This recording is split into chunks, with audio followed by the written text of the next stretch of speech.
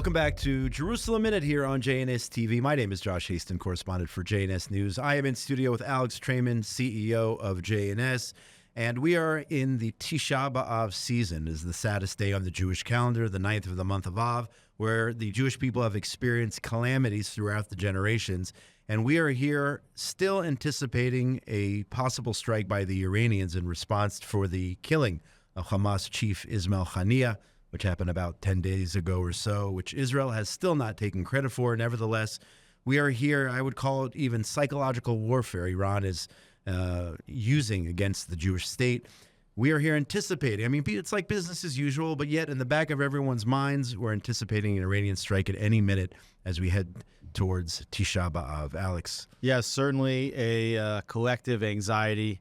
As you mentioned, we don't know what to expect. We hear, and Axios is reporting now that Israeli intelligence is suggesting that Iran will, in fact, retaliate directly. I mean, these are reports we can't really confirm, so we don't know if that's what Israeli intelligence says, but that's what Israelis are hearing right now, and that also that Hezbollah will launch a massive attack unlike any that we've seen from them since the beginning of the war.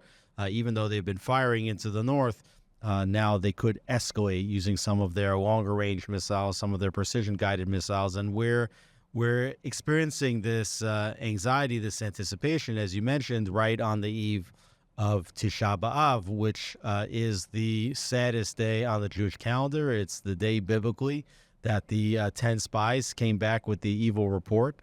2 spies came back with a positive report about the land of Israel when the Jewish people were in the desert. And it's the classic, oh, you're crying? I'll give you a reason to cry scenario. After they came back with the evil report, God said, well, guess what? You and your generation are not going to make it into Israel. You're going to wander 40 years in the desert. All of you are going to die out. Everybody starts crying.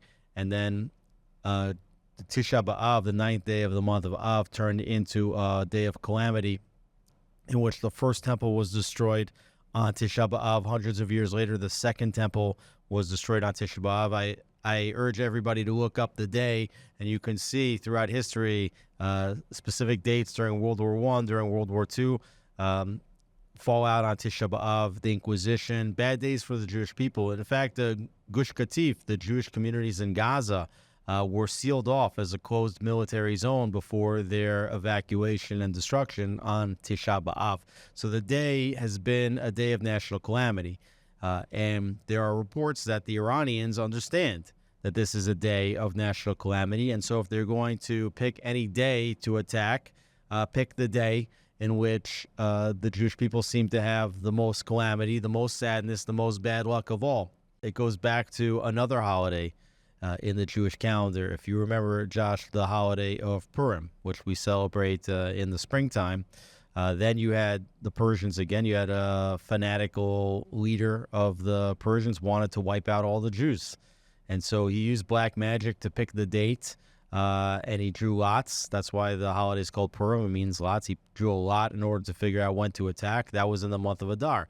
And he was very happy about that choice because in the month of Adar, that's the month where Moses died. And Moses was the great leader of the Jewish people. So he figured that they lost the benefit of their great spiritual leader at that time. So that was a perfect time to attack.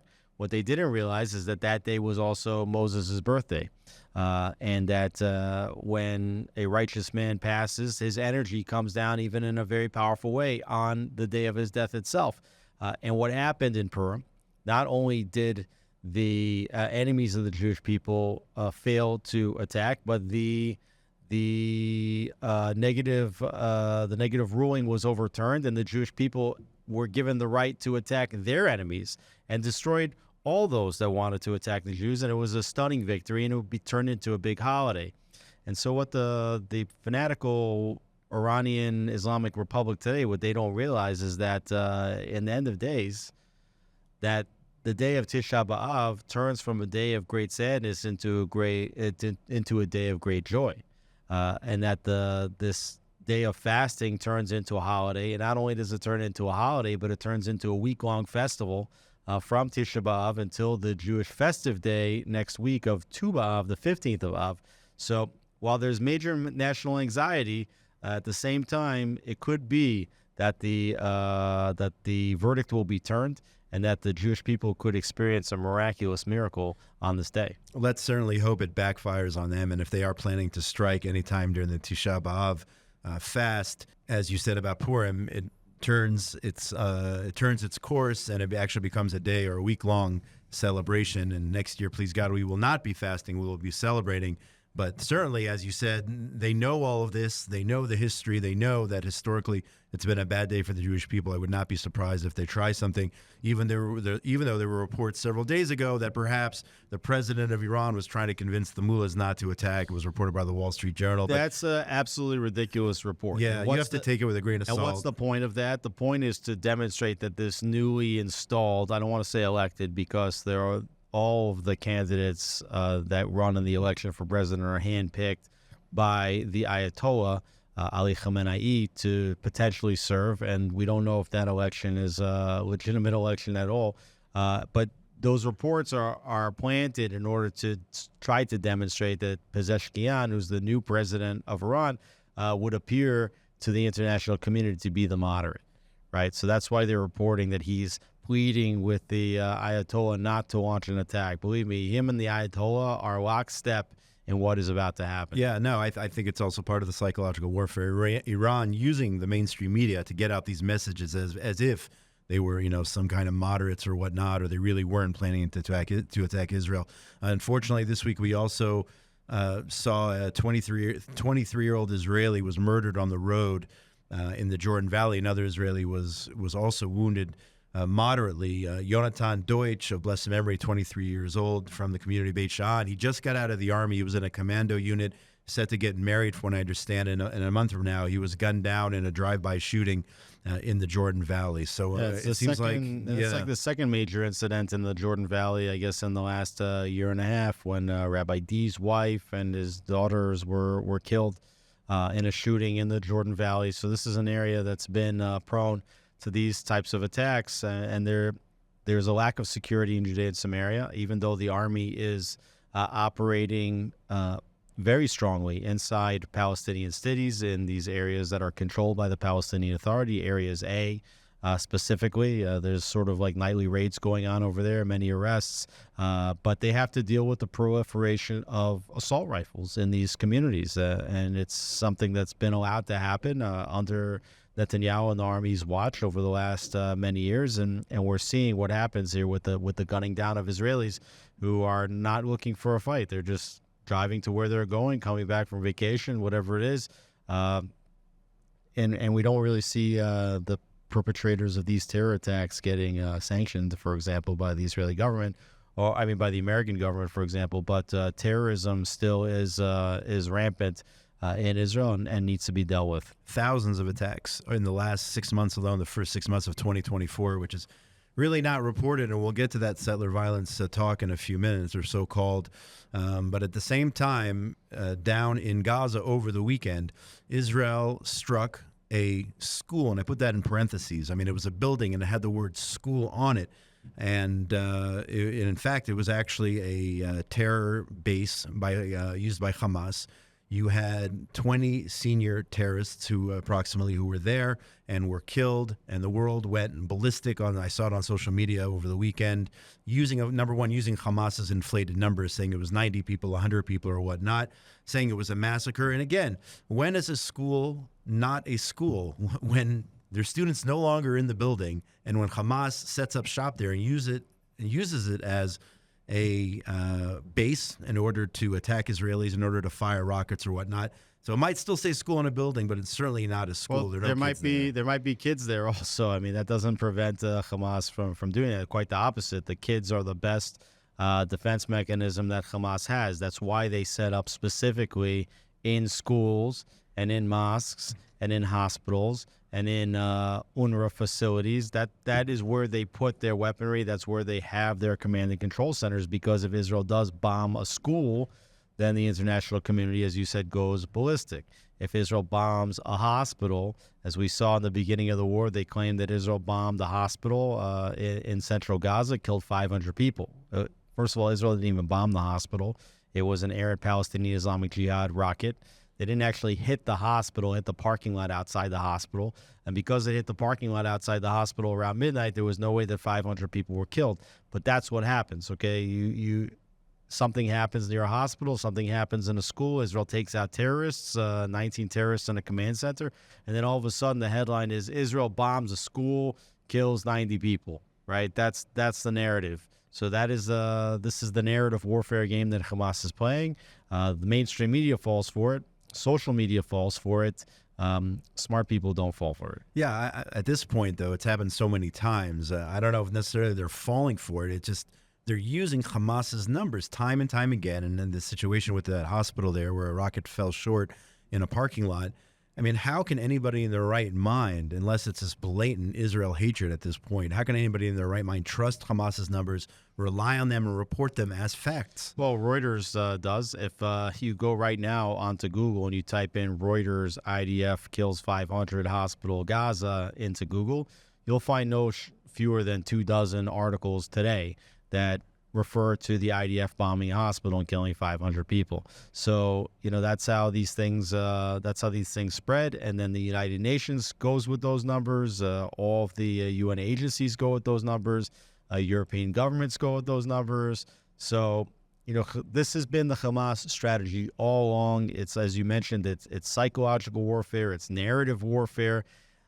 Hamas never expected that they could beat the IDF on the battlefield. The way they win the war is by demonizing Israel, delegitimizing Israel in the public sphere, in public opinion, and certainly in all the international forums. So that's why this propaganda is so important. And like you said, unfortunately, people do fall for it. Nevertheless, even as all this is going on in Gaza, the question needs to be asked, is a Gaza ceasefire imminent? I know that negotiations are going to take place later on this week, talking about a ceasefire deal, which includes a partial, at least, release of some of the Israeli hostages in exchange for hardened Arab terrorists, perhaps. And U.S. administration, at the same time, not happy with a government minister here, several government ministers, including Bezalel Smotrich and Itamar Ben-Gvir, because of their positions in regard to a ceasefire deal. So you have U.S. administration officials who are, which is pretty rare, targeting ministers within a democratically elected government here in the state of Israel. But first, let's start with the ceasefire talks. This Thursday, I believe they're supposed to take place. So, we're hearing that this is a quote-unquote final opportunity, a last chance for a ceasefire.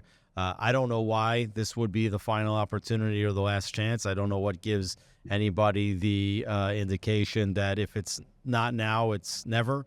That doesn't make much sense to me. I see that they're trying to put diplomatic pressure on Israel to get the hostages back at this time.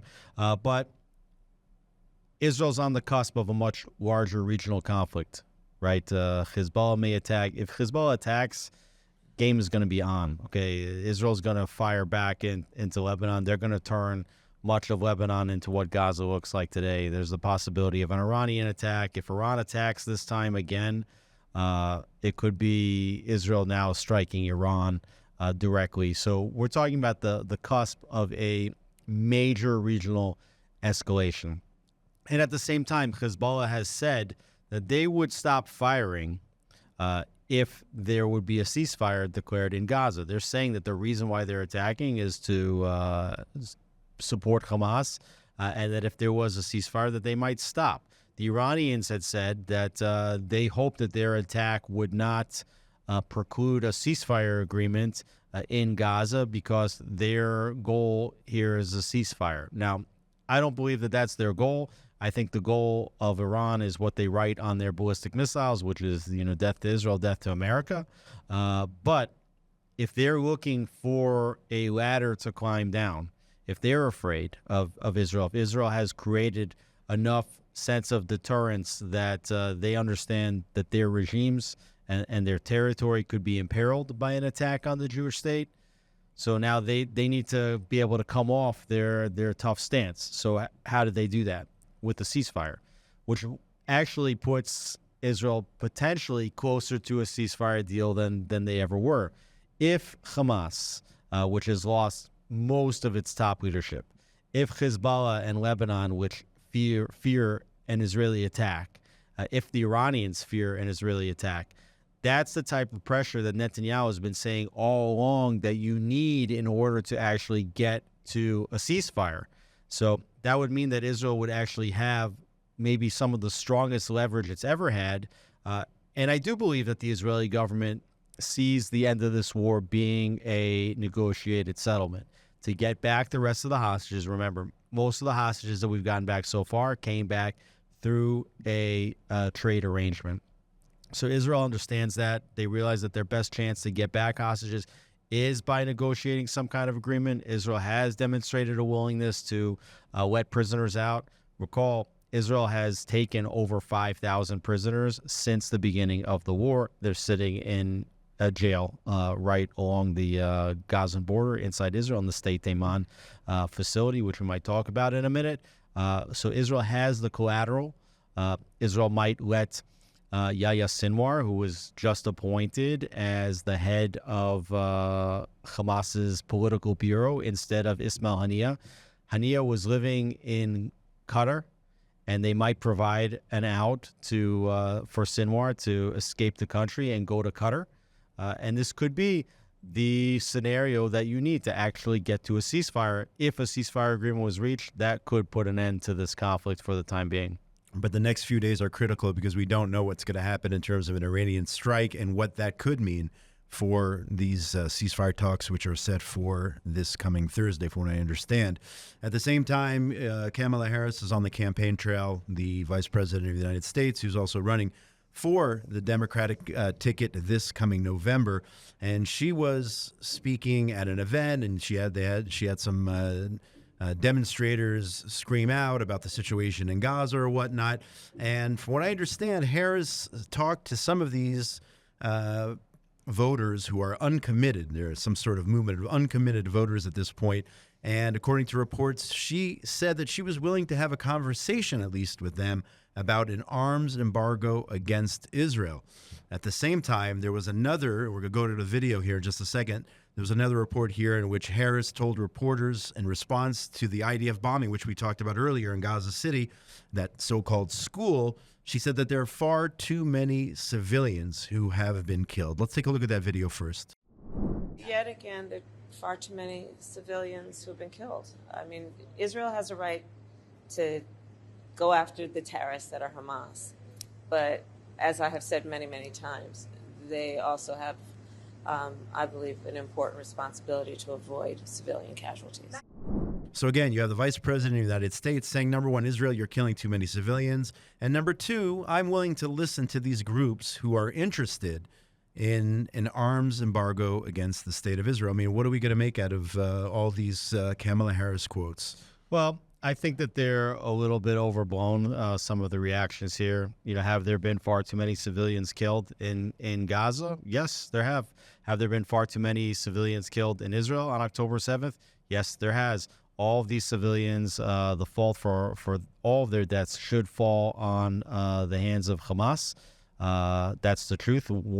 This war was designed to kill civilians, both in Israel and in Gaza, designed by Hamas to do that.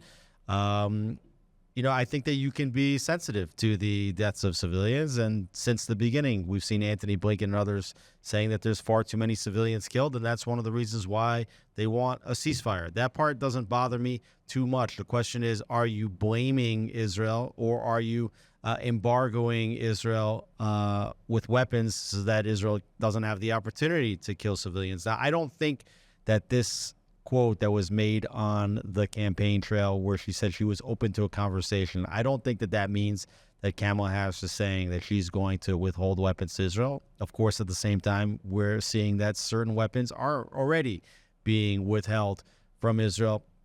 Again, I think that there are some red flags. There's some things that are worrying. I'm not certain that Kamala Harris was ready for that question when she got it. And I think she just kind of said, hey, I'm open to discussing anything. I don't think that she was saying that she was going to put additional arms embargoes on Israel. But at the same time, when you zoom out and you talk about the withholding of the 2,000-pound bombs. We talked last week, 47 senators wrote a letter saying it's more than the 2,000-pound bombs that are being withheld. We've talked a little bit about sanctions. We might talk about that a little more. I think that you can see the writing on the wall here and how the international community and potentially even the United States could deal with Israel in the future. It could be heavy economic sanctions and arms embargoes on the Jewish state. Yeah, let's focus on those sanctions because you have a group of Americans who have filed a lawsuit against the Biden administration. A group called Texans for Israel filed a suit in district court in the state of Texas alleging that the sanctions imposed by the Biden administration on residents of Judea and Samaria are, in fact, religious discrimination. They violate the First Amendment rights of expression and association. And you have an international law expert and attorney, well-respected Eugene Kontorovich, who spoke to JNS the other day.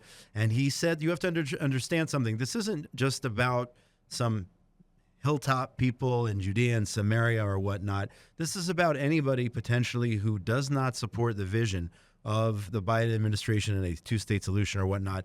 He said it doesn't have to be a resident of Judea and Samaria. We saw somebody from the town of Netivot in southern Israel who was sanctioned. So he said, you got to watch out. You got to be careful. It's not just about settler people, so-called. It's about anyone who opposes the Biden administration policy. So there's a lawsuit. It's in U.S. District Court, and we'll have to see how far this goes. And we'll see what happens with this suit here. But it's official now. Well, the sanctions is definitely a slippery slope, and we see already how it is progressing slowly, but it is picking up momentum. Almost every month, we hear about additional sanctions being leveled on Jews, most of them living in Judea and Samaria, some of them, as you mentioned, not. We talked about it last week or 2 weeks ago, the organizers of the Tzav 9 protests who were against providing humanitarian aid to Gaza as long as Hamas is holding Israeli hostages. They were protesting in front of trucks, trying to prevent them from getting through. I don't think in the end they prevented even a single truck from getting in, but they expressed their civil disobedience. So it's clear that the current administration, they support civil disobedience. They certainly support the anti-Netanyahu protest. They supported the anti-judicial reform protest, but they don't support a protest if it goes against their policy. And it's dangerous to see where these sanctions could go, but now we're starting to see that there might be legal means to undo them. And I remember talking to former ambassador and current minister of strategic affairs, who's now is a member of the war cabinet, Ron Dermer, and I asked him about these sanctions shortly after the first ones were leveled.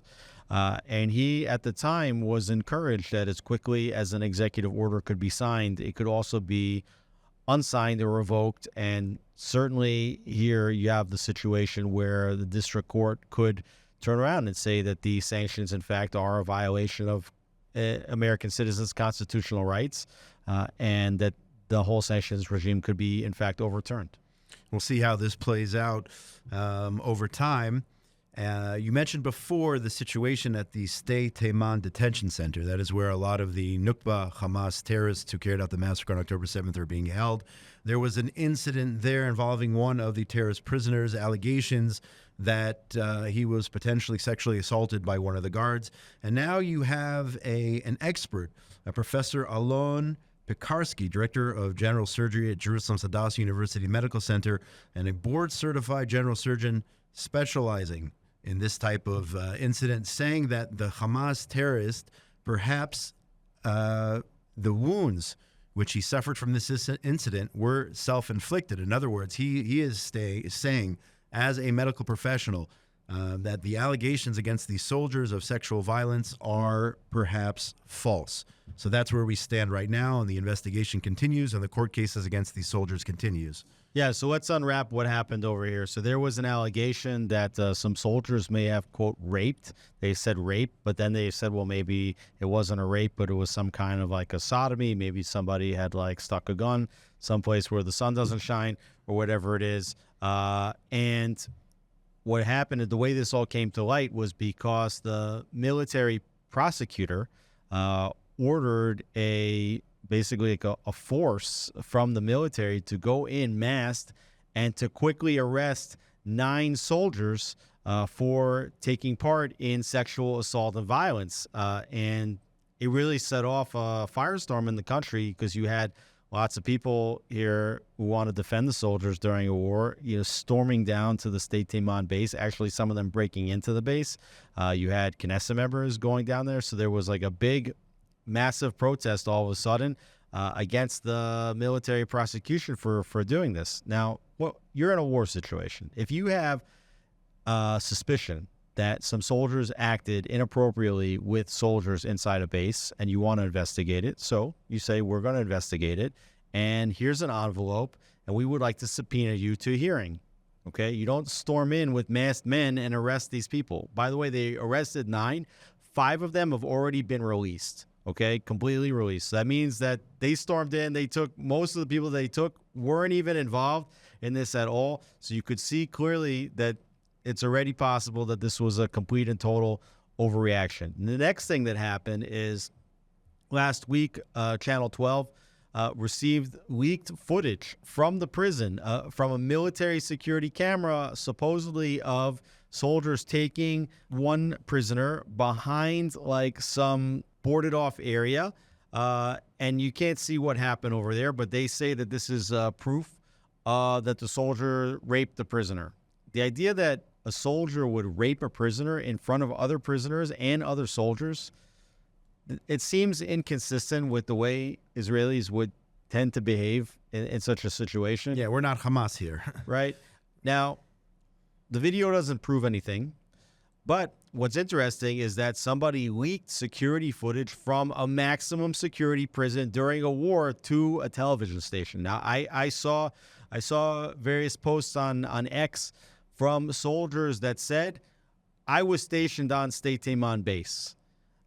We were never allowed to bring our cell phones into the prison, specifically because the Army doesn't want any pictures or video from inside the prison to get out because it could be a national security risk.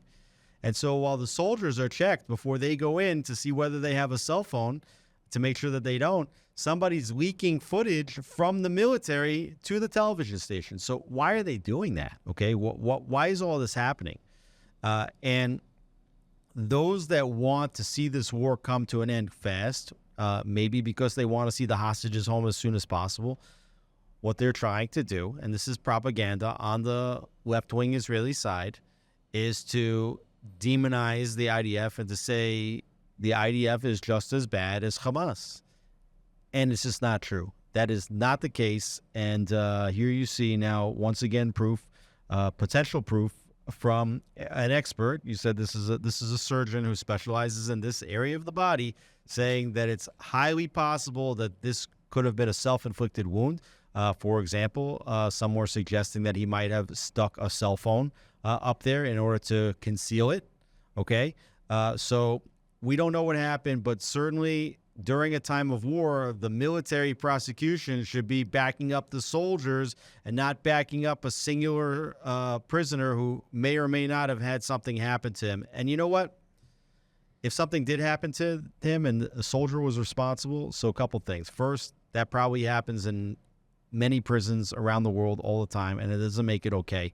But two, if it did happen, Israel's going to get to the bottom of it, and I guarantee you that prisoner, that soldier that did it, if that's the case, is going to go to jail. So there's no moral equivalency here.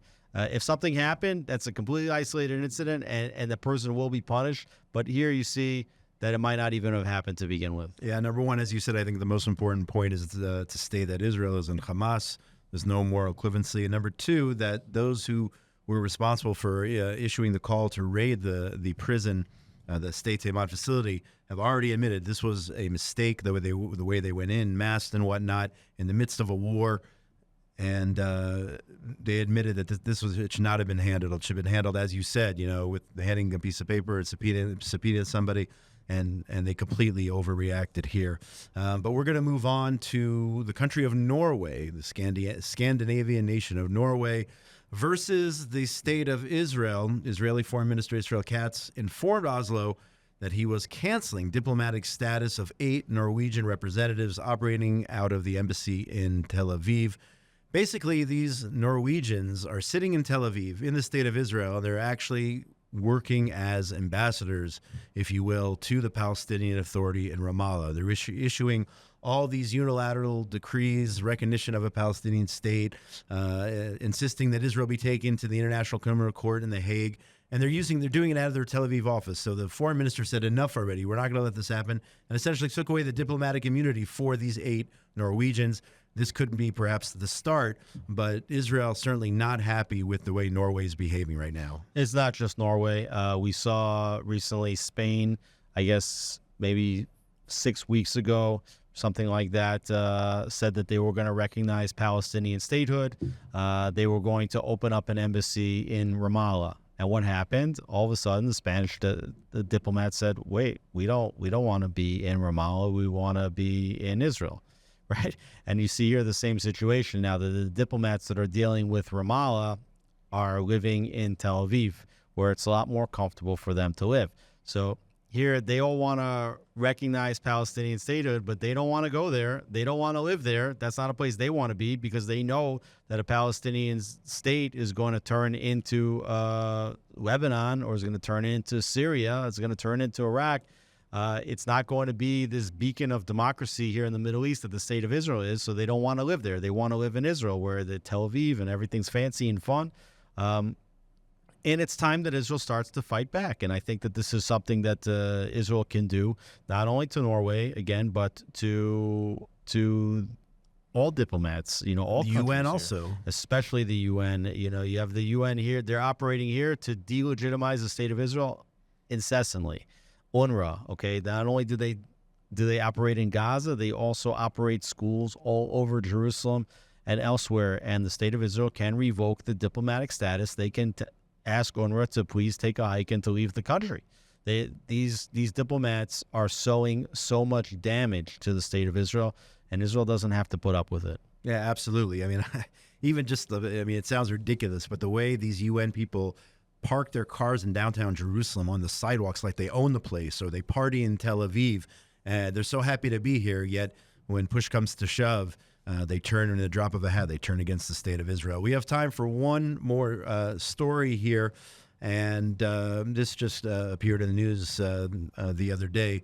The Attorney General of Israel ordered Labor Minister Yoav Ben-Tzur to cut daycare subsidies for the children of Ultra-Orthodox Yeshiva students who refuse to obey military draft orders. So Israel's Supreme Court said that the Ultra-Orthodox Haredi must serve in some capacity and in some numbers within the army. There was, I think, a draft last week where not too many showed up for their draft. But that being said, the Attorney General is going after these subsidies for daycare to these people, yeshiva students, who do not obey military draft orders.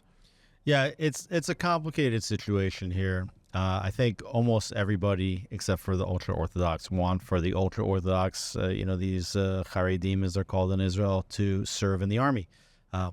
There's not only is there no biblical prohibition for serving in the army if you keep the Torah, but there's an obligation to serve in the army. It's not just, this issue is not only about the equal burden of service. Why should some get to skip the army? Well, others need to serve. It's also, I think, in a way, it's about wanting to have soldiers who know the Bible serving in the army. So when they go into a city like Hebron, instead of seeing 500 settlers who they don't respect, living among 200,000 Arabs, the people that know the Torah are going to say, hey, wait a second, these are 500 people that are living next to the tomb of our patriarchs, say Abraham, Isaac, Jacob, Sarah, Rebecca, and Leah, and that's why they're there, and wow, they're so brave, and we're going to defend them. Same thing, like instead of soldiers saying, what are we doing in a city called Nablus, which was called Naples by the Romans when they tried to de-Judaize the area.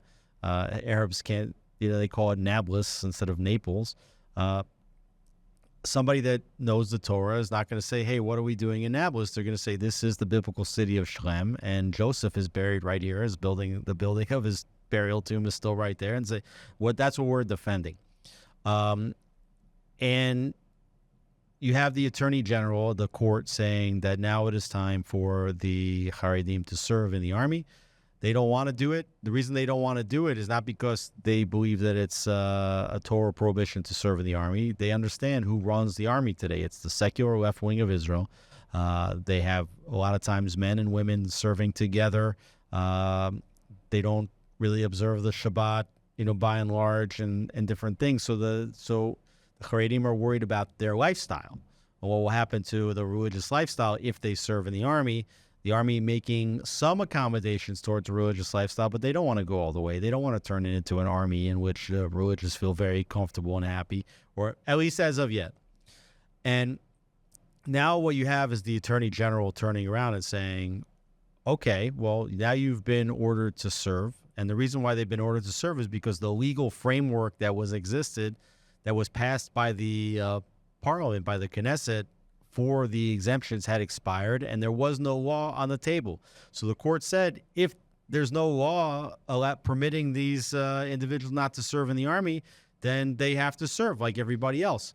Okay, so now the court ruled like that, and the Attorney General is now taking it one step further and turning to the Labor Minister and saying, well, guess what? If they don't want to serve, now take away the subsidies for their child care.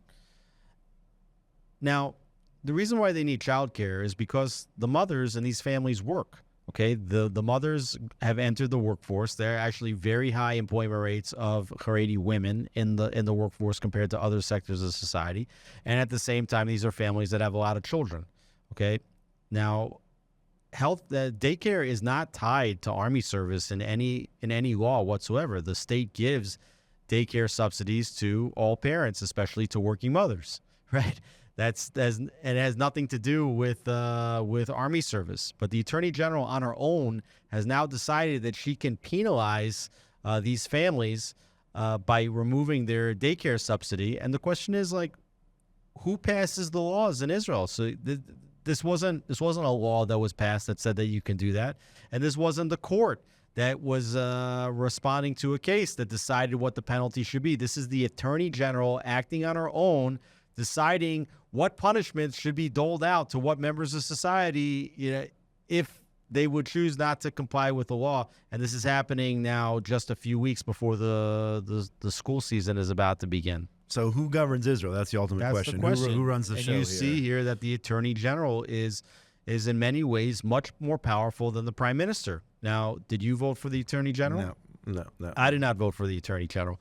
And you have a problem here where the Attorney General, not only is she appointed, and then the appointment runs for 6 years. In this case, the Attorney General, the current Attorney General, was appointed by Gideon Sa'ar when he was the Justice Minister, when Naftali Bennett was the Prime Minister, okay? And she was specifically selected because it was known that she was not a supporter of Netanyahu and that government's policies. So they put in a left-wing Attorney General, and now that the government's in, you have a left-wing Attorney General sitting on top of the government. The Attorney General does not defend the positions of the state of Israel, the government of Israel, before the court. She refuses to defend the positions of the government before the court. In the United States, the Attorney General is a member of the cabinet appointed by the President of the United States to defend the interests of the president and the government before the court. Now, the court doesn't have to rule like the Attorney General, but the Attorney General works for the administration. And if there's a new administration, the next administration gets to choose their own Attorney General. Here, that's not the case. This government did not choose their Attorney General. The Attorney General continues to work against the state, and essentially is one of the most, if not the most powerful governing official in the state of Israel today, more powerful than the Prime Minister. Certainly something that we need to rectify, and I would say as soon as possible, but this has been the case for a long time.